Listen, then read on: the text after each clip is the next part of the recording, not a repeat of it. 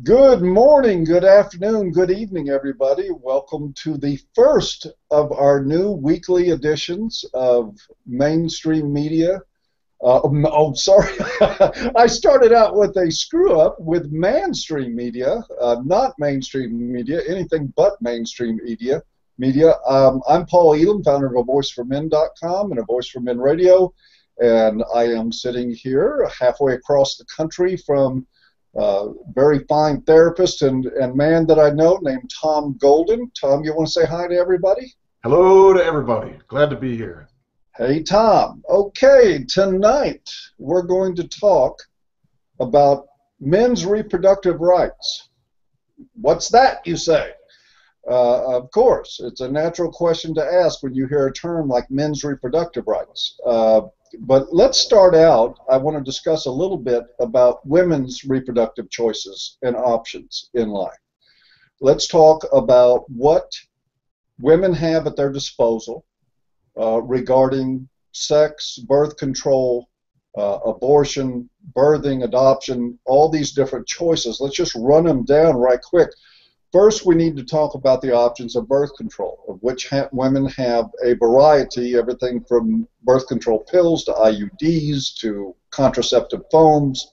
There are implants. There are other available medical technology that will prevent a woman from getting pregnant. There is also the RU486 pill, which is a post-conception abortion in a pill. And by the way, as we go along here, I want to remind everybody, we're not here to have a discussion of abortion rights. That is what, regardless of how you feel about it, and I'll go ahead and just give away the personal information.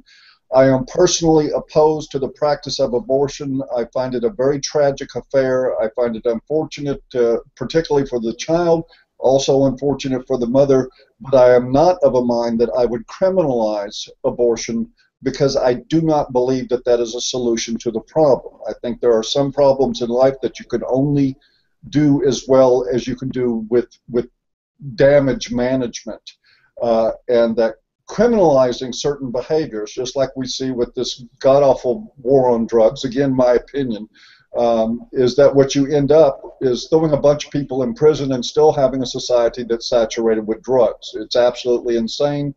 We're going to have abortion, and it is the law of the land that women have access to these services. So for the purpose of this discussion, at least, we are going to assume that this is a given, and that we're going to move on from there. So like I was saying, anyway, to proceed on, women have post-conception pills, RU486.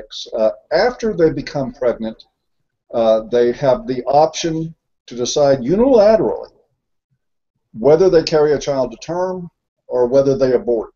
That is, there's, depending on what state you're in, there's legal limits on how far you can wait before you have an abortion, but there is no state in the United States or place in Canada that I know of, or many places that I know of. I mean, there may certainly be some places where abortion is illegal, but for the most part across the world, abortion is legal and available to women, and that is an option that they get to exercise unilaterally. They don't have to involve the man in the decision. It doesn't matter if it's his child or not. It is her decision solely, and it's her decision solely whether she's single or whether she's married. Women also have the option of adoption.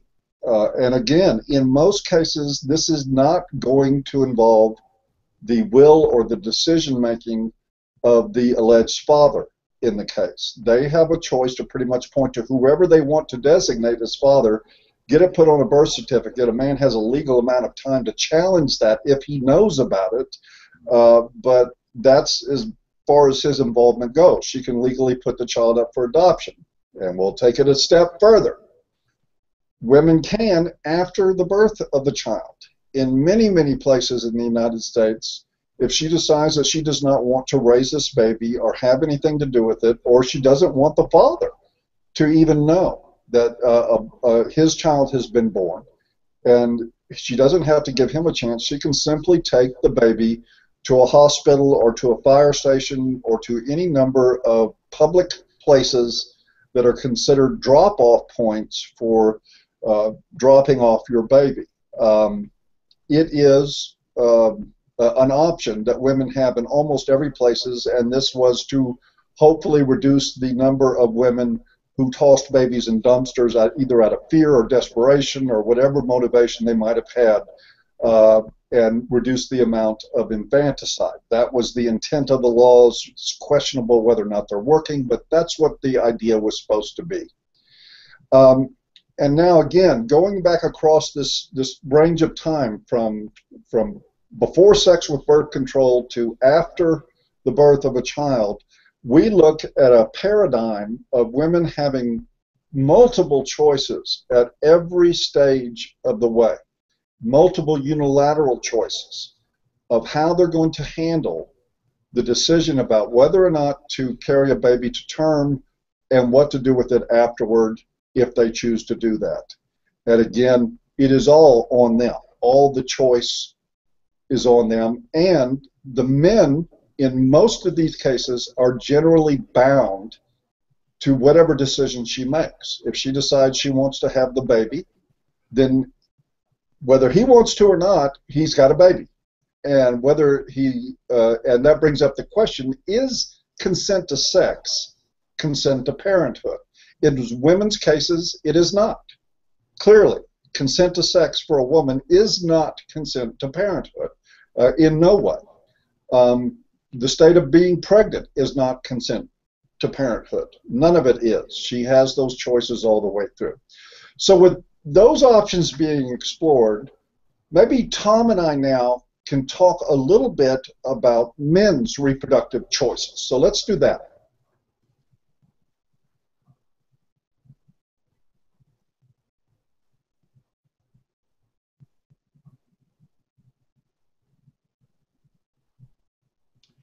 Well, he can keep it in his pants. Yeah. Well, there's that. You can keep it zipped up. Yep. Don't have sex. Yep. You could, I guess you could wear a condom and No, that might hope that it works. Of course, you have to watch what happens to that condom after you use it, because a woman has the legal right in almost every place to take that condom with your sperm in it and use it to impregnate herself.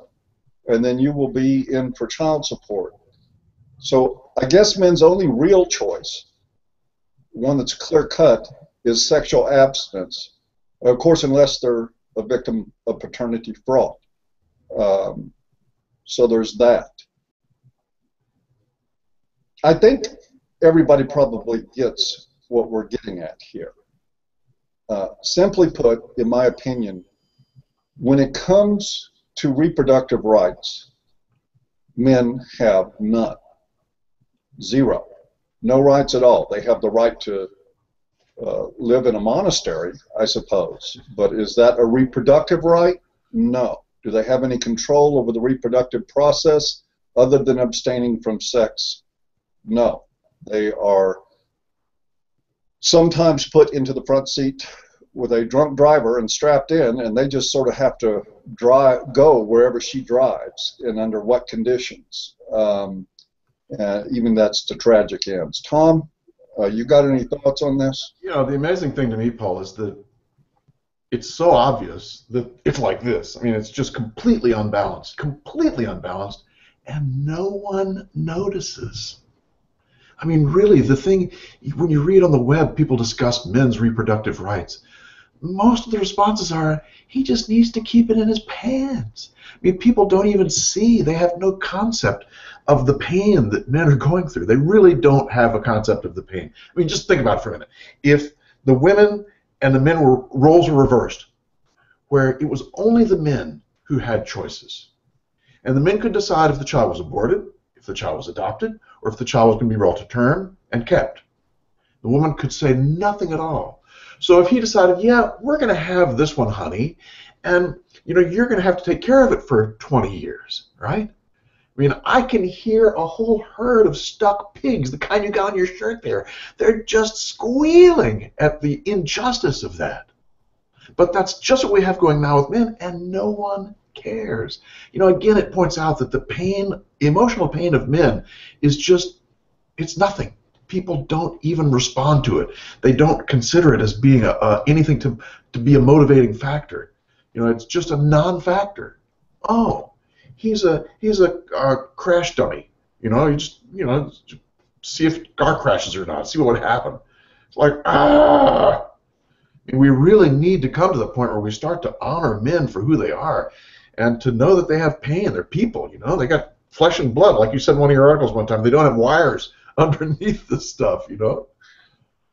And you know, I think it's real important to point out is that when the pain and the suffering of men means nothing, and the abuse of men means nothing. Yes. The taking advantage of men and exploiting them means nothing. Yep. That anything that can happen to them, once you've got the basic down that men's experience doesn't count, that their pain doesn't mean anything, that what they're being subjected to means nothing, then you can do anything to them, which is how we ended up with a system that says you have sex, she has sex, and that's where it splits off into you have responsibility and she has choices. Yes. Yes. And exactly. The whole world generally supports this, because I can promise you that when we start talking about proposed solutions to this horrific, unjust imbalance in responsibility and rights between men and women, there will be people that are furious at what they're going to hear. Yes. It reminds me of an article that Gordon Wadsworth, I think, that wrote it on AVFM, and he talked about, and he said very clearly that our problem lies with the misandry in that we do not hold women responsible. And he went through a number of the ways that we do not hold women responsible at all. And it's true, almost every issue that we have, every major men's issue, you know, men are held accountable, but women are not. And it's a common thread that goes through. I think the more we can kind of bring that thread up to the surface and show it to be, you know, a part of the problem, the better off we are. Because we do need to have women be accountable. We both need to be accountable, not just one half. Well, and we've got a long way to go to get there. Yeah, because here's the deal, and I'm going to go ahead and say it. If we're ever going to have women that share in equal rights and responsibilities with men, under the current system, the only logical solution is to extend the right to men to say that the consent to sex is not consent to parenthood. That men should be allowed by law to look a woman in the eye who they have just impregnated and say, see ya, I'm done here. I'm going to move on, go find a woman that's not pregnant. I'm going to move on and not look back at you or your problems or what you're facing. You decide whether or not you want to have this baby. It's your property anyway. It ceased being mine, and I ceased having a say in it the moment you became pregnant. So as long as I don't have a say, and as long as those men don't have a say in what's happening, then the law should not pressure them or coerce them into having responsibility for that decision. So while people will say, and of course, Tom, I can imagine the screams now, what about the children? Exactly. You know, nobody thinks about children when you're allowed an 18-year-old girl or a 17-year-old or a 16-year-old girl is allowed to be the sole arbiter in the universe of that child's fate, to bring them into poverty, to bring them into a single-family home where they will be guaranteed disadvantage in life, to carry them, not carry them, to shut the father out, which you might have an available father that would be more than happy to invest in his child's life and raise the child and take care of them. Her position as an incubator for that child gives her the authority to wipe all of that out. Nobody's thinking, let's get it straight, folks, nobody in this system is thinking about the best interest of the child. if we were thinking about the best interest of the child, we would have a whole different set of rules at play here, I guarantee you. And there's no way, by the way, that you can logically reason against this. I don't believe. I think it's an unassailable argument. But for where we are, legal choice for men, it used to be back in the old days in forums, we used to say LC4M, legal choice for men. They should have the right to terminate parental obligation at will, and they should also have the right on demand at any point in their lives to paternity testing on a child. And if they find that they are not the father of a child, they should be allowed to turn around and walk away. And there's still a lot of places that they'll know, the courts will know you're not the father and you're still going to pay. Yes, because men are responsible. But, you know, man up. The woman drops the baby off at a safe haven, and no one says, what about the children? You know, they don't say that. They say, oh, safe haven. Did you know that every state in the union has a safe haven law? Do they? Every state. There's a safe haven website where they have an 800 number where it's find a safe haven. You can call up and find out where the safe haven is closest to you. I mean, it's like, you know, we're just facilitating this. That's for men, right? Yeah, right. Indeed. No, it's for women, I think. Everything is for women as far as reproductive stuff goes. Men are just supposed to shut up.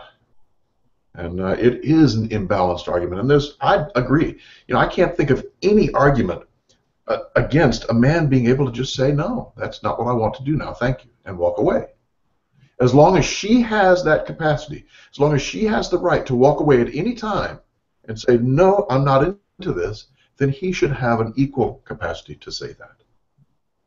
And I know that there are people, even within the men's rights community, that feel very passionately about this both ways, that both yes. agree with it and disagree with it very passionately. Yes. We're certainly aware of that.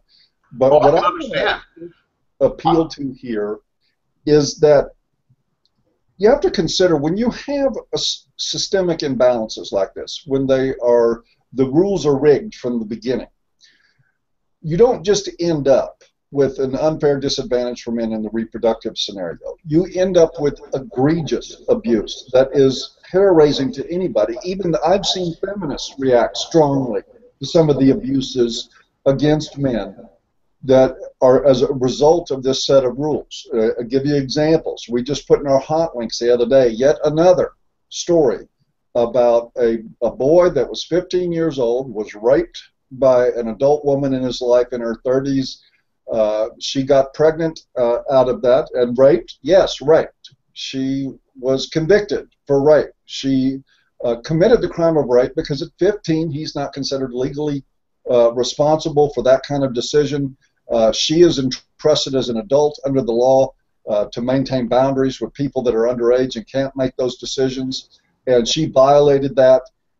She got pregnant. And when as soon as he turned 19, of course, she gets out of prison and immediately gets custody of her child.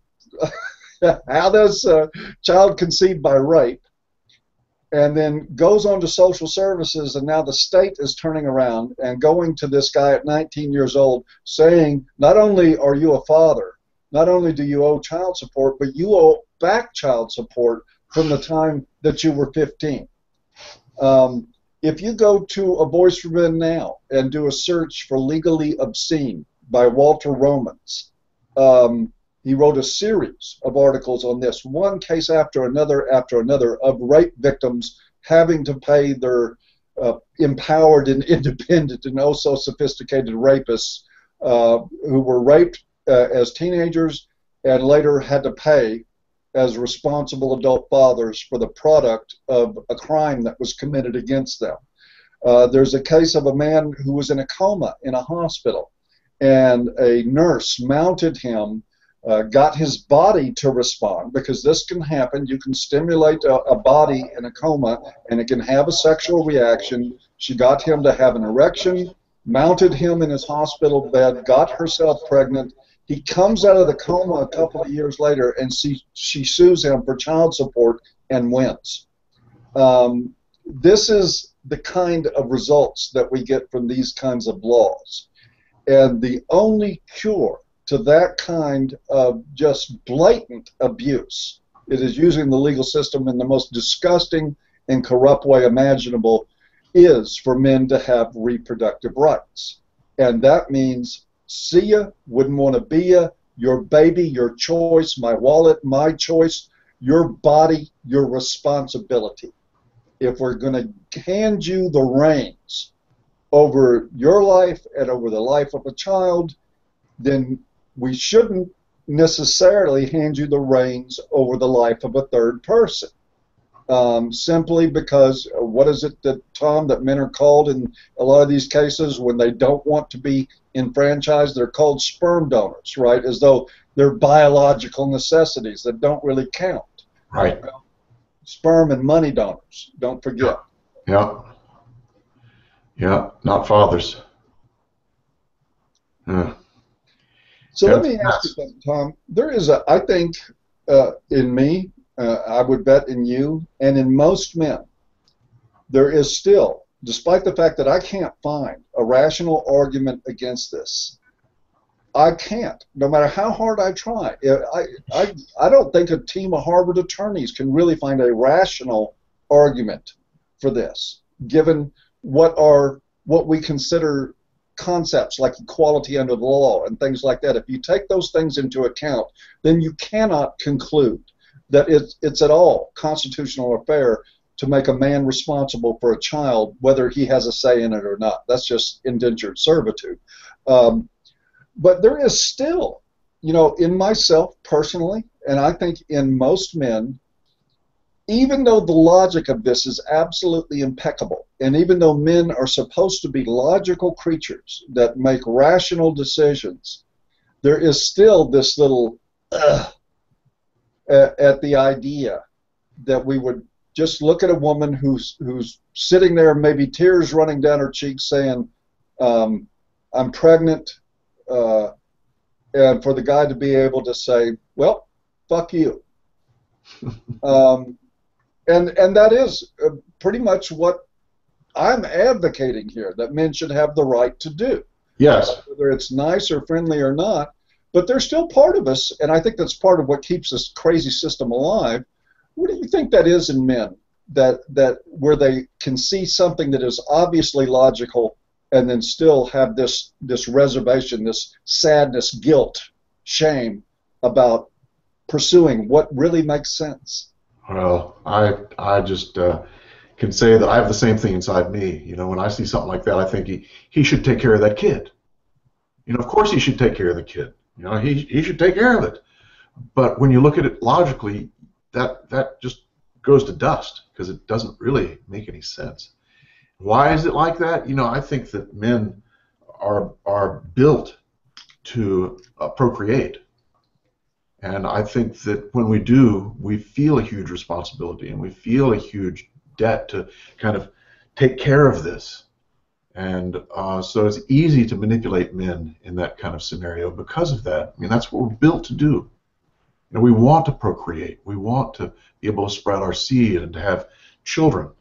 It's just a natural kind of function for men. And I think people have taken advantage of that. And men's goodness. I think that men in many ways men are good, and men are looking for the right thing to do.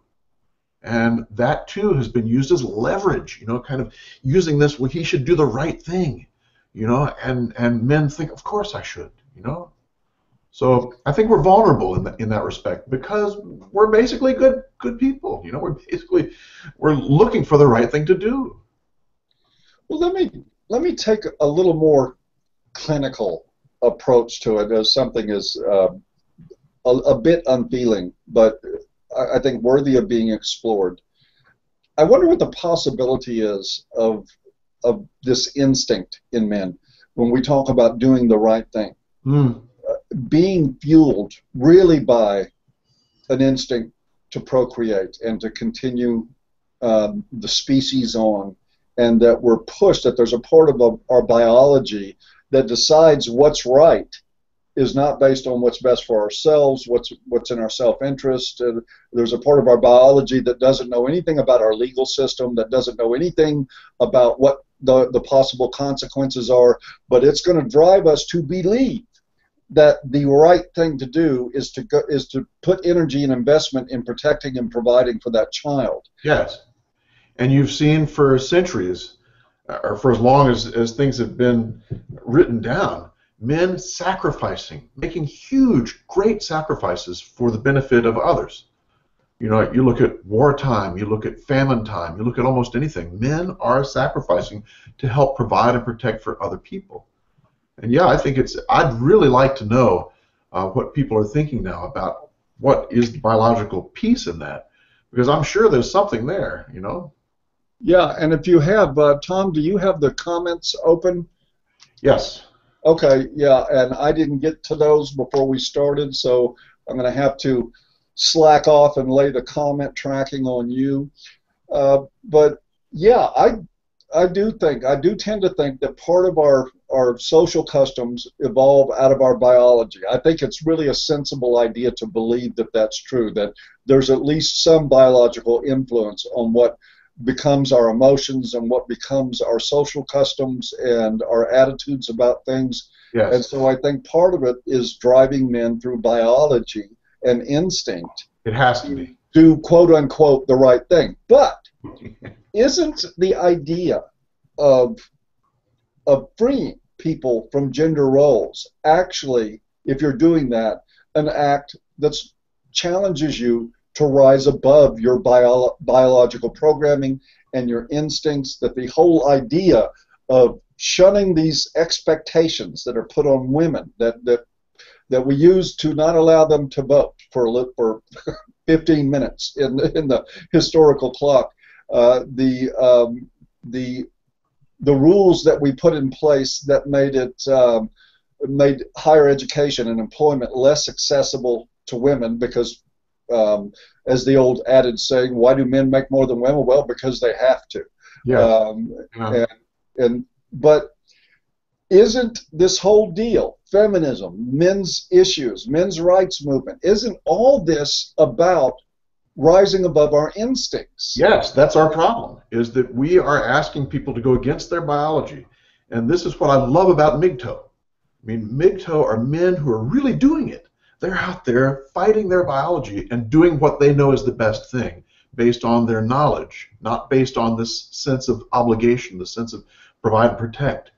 You know, so really they're the pioneers in a lot of ways. My hat is off to them. So that's a tough job, and I hope, you know, that, bless their hearts, it's a tough, tough road. I think they're great. I think it's a great movement, and I think it was an unavoidable movement.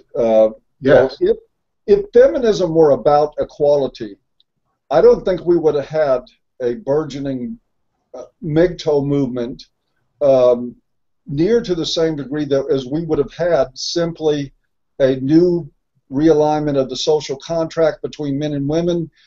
Things would have leveled out between them. Women would have had choices and taken responsibility for them. Men would have had choices and taken responsibility for their choices too. And we would have probably leveled out and met somewhere in the middle, with women having full self-actualized lives and men being allowed to do the same thing. And part of that equation is, because I have sex with you doesn't mean that you get to confiscate my DNA and make me pay for your choice for the rest of your life. Yeah. You know, I've often used the analogy that our instinct tells me that if I'm hungry and you've got a cheeseburger, my instinct is to pick up a rock and knock you on the head with it and take your cheeseburger. Yeah. But that's what we do in civilized society. We rise above those base instincts, and we have systems of law to govern and to prevent human nature, the worst parts of it, from taking advantage of us, our greed and other things like that. Right. And so we rise above. And I think it is time for men to rise above the instinct to see a pregnant woman as something they have to do anything about. I agree, but it's got to be known that it is very, very difficult. You know, it's the difference between our issues and our movement and the feminist movement. I mean, the feminist movement was basically going along with biology. You know, it's going along with the nature of people, and it was just pulling more stuff for women. You know, whereas what we're asking men to do is, wait a minute, stop this. You know, go above what your gut says you're supposed to do. So it's a very different kind of situation altogether. You know. Yeah, and I've said why we have an uphill battle. Somebody that thinks feminism is about equality between the sexes and about not employing gender roles, I'm sorry, but you're just not very smart. No. You're or not very observant, maybe I should say, to be a little more polite. But if you look at what feminists do, which is to exploit their femininity, the feminine aspects of them as weaker, as needing help and assistance, as needing special treatment. This is what feminism does in order to gather power, which is what women have historically done with femininity. They have controlled and manipulated their environment so that they could take care of offspring. Very natural. I mean, I don't fault them for that. But anybody that thinks gender feminism falls in line perfectly with gender roles. Yes, exactly. And they ask men to go out and do more. You know, it's like the pro-choice movements out there now. There's a which one was it? I forget. They have this choice for men, or actually, choice. How does it go? What am I thinking? No, men for choice. That's what it is. I was thinking it's backwards. They have men for choice. In other words, men out there supporting women's choice. Literally backwards. It should be choice for men, but they want the men to support the women. There's another one. They should call it men for choice for women. Yeah, well, that's what it is.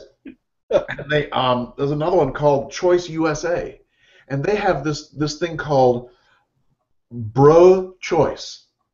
Very clever, Bro Choice. But it's not about choice for men. It's about men being for women's choice. So again, they're using this whole biological thing. They're using men needing to be helpful to kind of fight for what women want. You know, they're not saying. In fact, I wrote to them this week. I've written to both organizations asking them, well, do you think men should have an equal right of being able to say no to parenthood after sex? Neither one has gotten back to me. I can't believe it. But it's just, you know, this is what we face. We face an uphill battle, whereas our opponents are facing a downhill battle. There's a very different kind of thing for us. I mean, look at the funding they've gotten. My gosh, it just blows my mind. If we had a 100th of what they've gotten over the last 40 years, we could be doing great things, you know. But anyway, don't want to go on about that. No, I think that's the very core of it, Tom. I really do believe that this is the actual core of everything right here, and it's why that the MGTOW movement and why the men's rights movement, as it's modernly being practiced now, at least in our neighborhood of it, is the first push that I've ever known about for true gender equality, sex equality, for truly breaking free of gender roles. Yes. Because what you've got in organizations like, oh, come on, bro choice, are you kidding me? I mean, I'll give them a 92 on the cute scale for their marketing technique. But what they're saying is that we're men who believe in choice for women, but not for men. That's it. And that's traditionalism. That's it. That's right. That is support me, honey. Oh, men take care of women, dude. You're doing patriarchy, and you're calling it feminism. I'm with you. Now, you know, one of the interesting things I found out in studying up a little bit for this thing today is that we do have some allies out there in unsuspecting places. And, you know, I was shocked because it's not the feminist camp that's our allies, although some feminists are starting to say shouldn't some men have choice, but it's just a rumbling. But there's a journal called the Journal of Applied Philosophy, and there was an article in, I think it was 2005, by a woman named Elizabeth Brake. Listen to what she said. She said, if women's partial responsibility for pregnancy does not obligate them to support a fetus, then men's partial responsibility for pregnancy does not obligate them to support a resulting child. Wow. Ladies and gentlemen, you're going to see right now why feminists absolutely hate philosophers. Because philosophers pride themselves on coming to rational conclusions. Yes. Yes. And that is a rational conclusion. Yes. If women's partial responsibility for pregnancy does not result in them being responsible for a fetus, then men's partial responsibility for a pregnancy does not result in their responsibility for a child. But there are some rumblings. That one, and there's another one from a guy in wrote an article in the Michigan Daily, and his name's Jerron Bowman. And here's what he writes. We as a society uphold women's right to separate the decision to have sex from the decision to become a parent. We deny men the same right. Just what you and I have been saying. But this is coming from someone who's not an MHRA. Yes, just a guy. It comes from people who think rationally and fairly and who are interested in equality. I mean, I hear all the time from feminists, you don't understand, feminism's about equality. Just look it up in the dictionary. It's about equality. I think feminists should look up the word equality in the dictionary. Not the word feminism, and take a look at what that is actually supposed to mean. Oh, God. I've never met an honest feminist, an honest, straight-up feminist, third-way feminist that knows anything about what equality is really like. Because everything they push for reeks of inequality. Yeah, they Double don't seem to standards. think about it closely. But at least we have some allies out there. And I think that, you know, it bodes well for our efforts, because if we start talking about the same thing they're talking about, at least we have others out there who are kind of saying the same sort of thing. So, and this is radical revolutionary thought. And here's part of the deal, too. I mean, Tom and I talked about the instinct in men, that even the guys that get this, that see this, most of them, if they were in that scenario, if they were real life in a situation where a woman they'd been having sex with said, I'm pregnant, I need help, I can't do this alone, I can't get through this alone, that the idea of him saying, you know what, that ain't my problem. I'm sorry, your body, your choice, you had that coming into this. This is not my responsibility. You know, have your lawyer call my lawyer or whatever, but I'm not buying this. Most men, even MRAs, I would wager, have this internal defense against this, that they have a natural sense of repugnance for that scenario. So despite all the logic we talk, it's like standing there watching a woman being attacked. Most guys are going to be very uneasy with not trying to help her. I mean, it's something, parts of biology we're not going to get away from entirely. I think it's probably easier for younger men who have not been raised with masculine role models to feel that way now. I think that we get away with that. But that's a sad fact, folks, and what we end up with is a society of men who blindly and absolutely illogically and irrationally pursue the idea that, no matter what, man, no matter what, you know, you got her pregnant. It's all on you now. It's all on you. Man up. Be a father. Yeah. Do the right thing. Yeah. Wait for her decision. Let her control the rest of your life. Let her take income for the next 18, 20 years. Do whatever she says because it's all on you. That's crazy. Yeah. That's absolutely crazy to have that kind of mentality. Yes, and MGTOW is not so crazy. Just that young men listen to that. And MGTOW is not so crazy. And let me bring in a comment, Paul. Is that all right? Yeah, that's fine. Vention1 MGTOW brings in this comment. You want to blue box that? Just click my... Yeah, and I can probably read it easier than you can. But people can't see it on the screen, so if you just click my... Yeah, they can see it. I've got you clicked. Okay, good. That's good. It says at 2756, he says, MGTOW is a hard road. I disagree. It's actually easier, safer, lower stress, more stable, more prosperous, and a far more free way to live. If I'm lonely, that's what my friends are for. When I'm horny, well, Usenet has an endless sea of porn, and it only costs about $12 a month. I'm not arguing with this guy, Tom. MGTOW for the win. Yeah, I'm with him. I think that's good for other men to see that some people who are doing this feel like, you know, this is not a hard path. You know, this is a path that's going to work for me. So right on, Vention. Good stuff.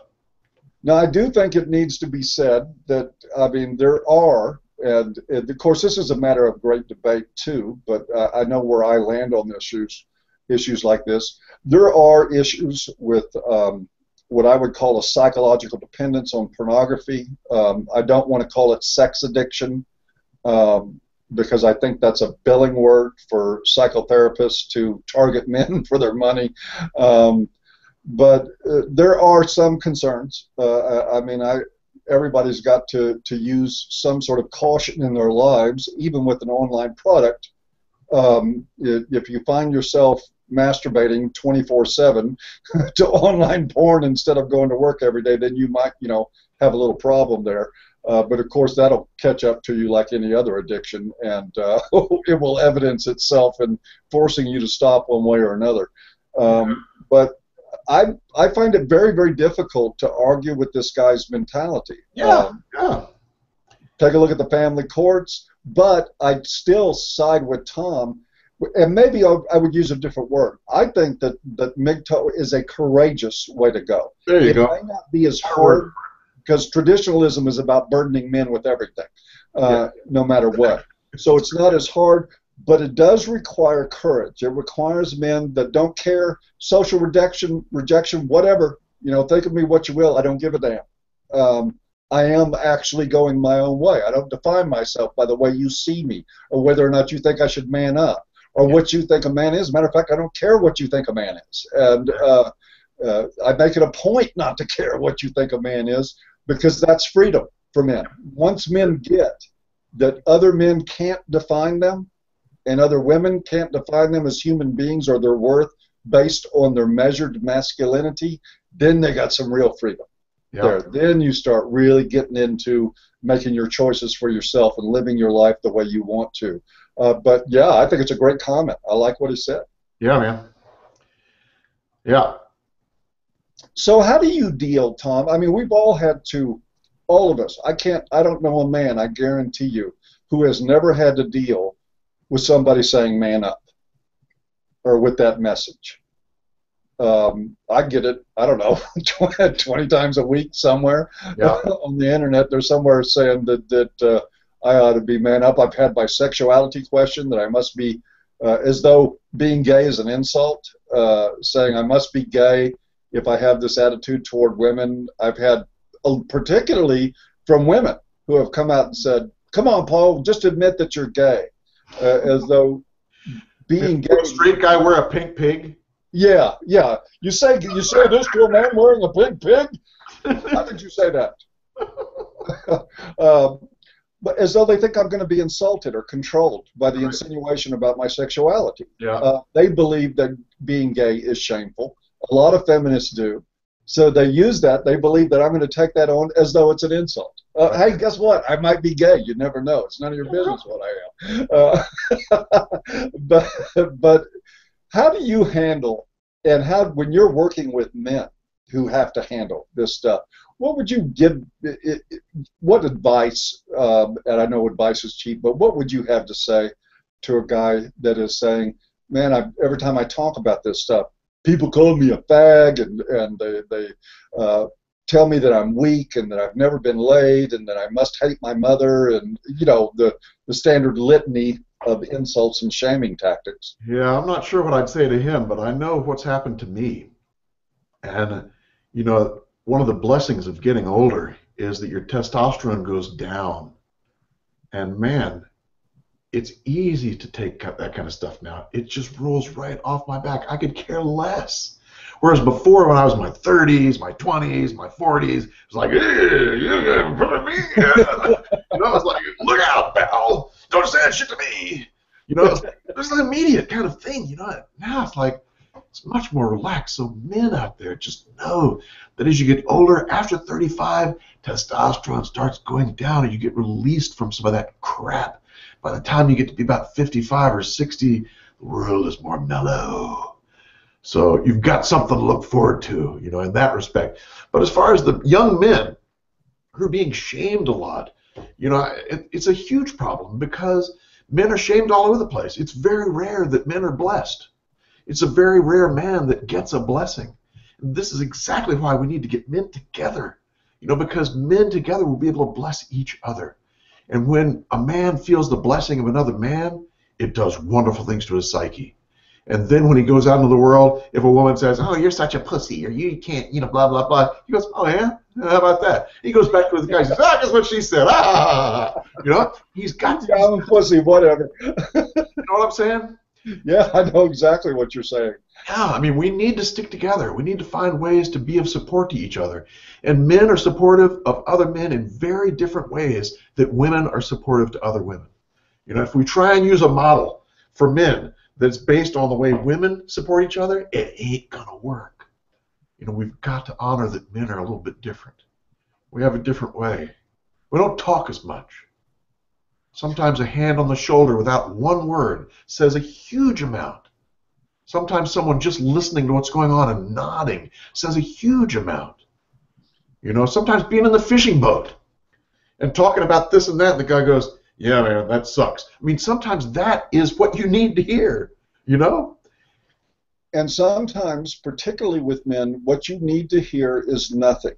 I Yes. guarantee you, I've said it for years, that 8 hours in a bass boat between two men that exchange more beers than words can be a very healing experience for men in Yes. trouble. I'm dead serious about this. Yes.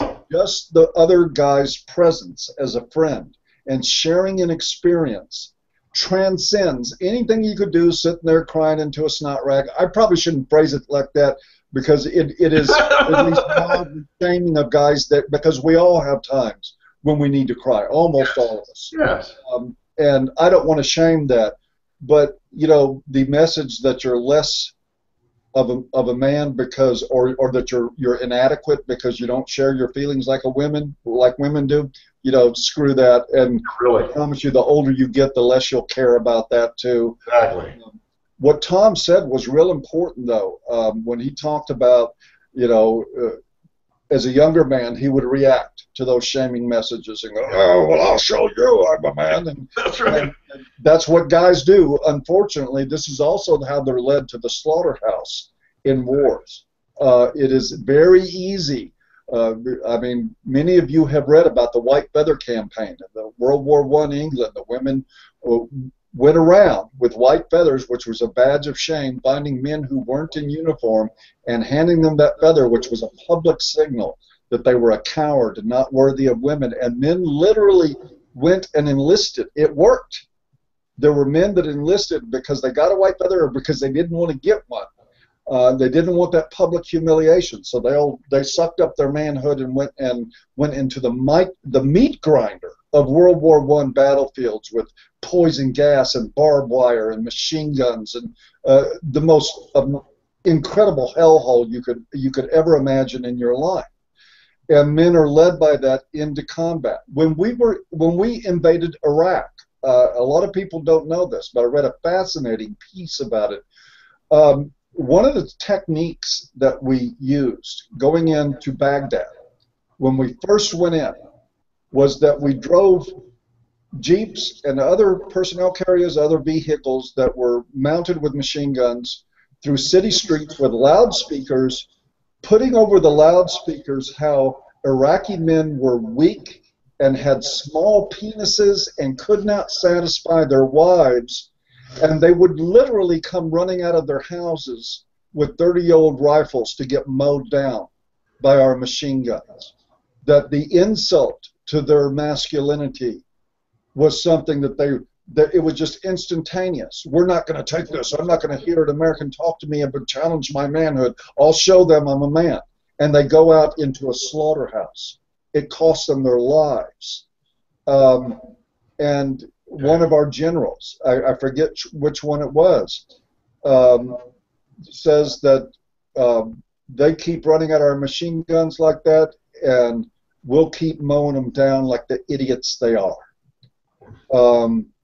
And this is really tragic. What a story. It's freaking amazing.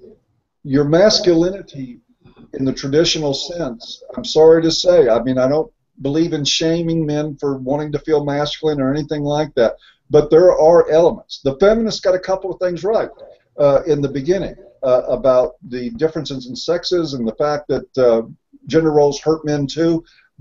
In just saying that statement, yeah, they got it right. Of course, everything else that came out of their mouths after that was all 100% wrong and in the wrong direction, because they said, well, gender roles hurt men too. You need to change your gender role so that you get the state to give me money instead of you give me money, or that you get law enforcement to act out my will instead of you playing why night. That's what we got from feminism, was simply a transfer of who white knighted them while they damseled. And this is exactly what feminism gave us. But men's sense of masculinity, their sense of manhood, will and has many times in history, more times I bet that can be counted, has ended up in them being dead. Either to prove they're a man, to prove they're not a coward, to prove this, to prove something to their fathers, to their mothers, to their communities, to a woman they want to oppress. And yes, I'll say it, as much as I love a good game of football, laying their bodies out at very young ages, 15, 16 years old, getting permanent life-altering injuries on a high school football field in order to gain popularity in the culture because their bodies are sacrificial. I certainly, again, I think people have the choice to do that, but these are things that are worth looking at, because all that stuff brings us right back to where we started this conversation. We have a rigged game. If you're a real man, you take care of a child. Doesn't even matter if it's got red hair and you have blonde hair. It doesn't really matter if it could be named after the pool boy. Doesn't really matter what she decided, whatever she decides, when she decides, if she tells you. Because one of the other options she can have is she can go off and have a baby, and she can raise it in another city, another state, for 18 years, and come back, and you'll get a piece of paper at your door saying you better cough up of $500,000 or you'll go to jail. Oh, God. They have that option. And as long as, I'm sorry, as long as idiotic men are willing to stand up and say, you're damn right she has that option, we're going to continue to have a problem. We need men to do what these MGTOWs are doing, and all these online communities out here that are saying no more. We're not doing this stuff anymore. Yep. I'm with you. And that's my take on the subject. We are already close to the top of the hour. Yeah, man. It's going fast. It's going fast. I think the last message. Final thoughts on this? Yeah, the last message to men is to be careful. You know, be real careful as far as the reproductive stuff goes. And who was it that told me this? I forget who it was, but they said, be careful because your sperm is your credit card. You know? You treat it just like that. Don't leave it someplace unless you're real sure. Your sperm is not only like your credit card, it's like you've got cancer and your sperm is the antidote. Yeah. Really seriously, guys, protect your procreation material. Protect it. Yeah, be careful. You're worth it. You're worth being careful, you know. Yeah. And of course, Tom, we're talking about all these things in hypothetical situations. We're talking about what we think men should be able to do, and I certainly believe men should be able to walk away from parenting under the current system anytime they get the urge. I mean, I think once there should be a reasonable time, like the amount of time a woman has to get a legal abortion, right, for a man to make his choice. Right. But we are still talking in hypotheticals. The fact of the matter is, you don't have that choice. We'd like for you to have that choice, but you don't have that choice. Yes. You have a state that will quickly come down crashing on you like the mafia, and that's not an exaggeration. The state will come down on you. They'll snatch you out of your house. They'll take your driver's license. They'll toss you in a jail cell. They'll make you unemployable and then jail you again for being poor. Yep. This is what the state will do if you don't respect her being behind the driver's wheel in your life. So if you're not going to be careful with your semen, you're being silly. You really, even if you don't agree that men should be able to walk away from pregnancy, that's fine. You don't agree with it, you got your reasons, whatever they are, I don't know, but that's fine. But if you are careless, sexually in today's climate, you can end up being a slave. Danger, Will Robinson. Danger. Yes. Danger, Will Robinson. Indeed. Well, I think that about wraps it up for us. It's been. I want to thank everybody for coming, all the viewers that have showed up, and sorry, I will work on the comments thing so we can get you tracked better and get you more involved. We're going to continue this next week, where Warren will join us once again for MANstream Media Weekly, and we'll be talking about the top 10 issues. And as I looked in the comments, by the way, we are tracking those from the last show. This has come up more than once. This particular topic of men's reproductive rights has come up. It's been upvoted. It is likely to be identified. We'll just count this as a discussion on it, but it's likely to be identified as one of the top 10 issues.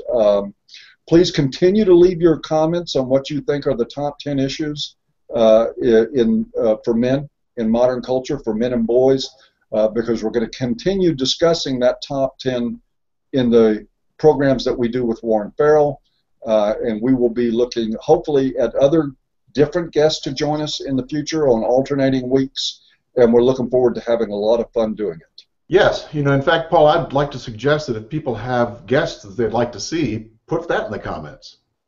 We'd love to know who you'd like to have in. So if there's people out there like Murray Strauss or someone like that, let us know, and we'll see what we can do. And if you have somebody that you would like to see be a guest here and for us to talk to, don't just put his name in there. If you've got his contact information or a link to his website, let us have that. Anything that's public, don't give away private stuff in the comments, but link to their website or shoot me an email at paul@avoiceformen.com. If you've got private contact info on people that you would like to see join us in these discussions, then that would be quite a big deal too, because we would certainly like to involve more. And I will go as far to say this, at some point, if you viewers, if there are those of you out there who would like to join us from time to time with a discussion, maybe to tell your story, and I think I'm a big believer in men telling their stories and talking about what your life has been like, contact us. We're not going to say yes to everybody. There's a few requirements. One, you need to have a really good internet connection. You need to have a very decent HD camera, and the ability to do this correctly, and we will walk you through that process. But we would like to have some of you join us from time to time to talk about your experiences. You don't have to be a popular blogger. You don't have to be an academic. Just regular guys sitting around having a talk about our real lives, and we would have you for that. Like Vincent One, the MGTOW guy. And with that, I'm going to wish everybody a good evening. Thank you all again for joining us.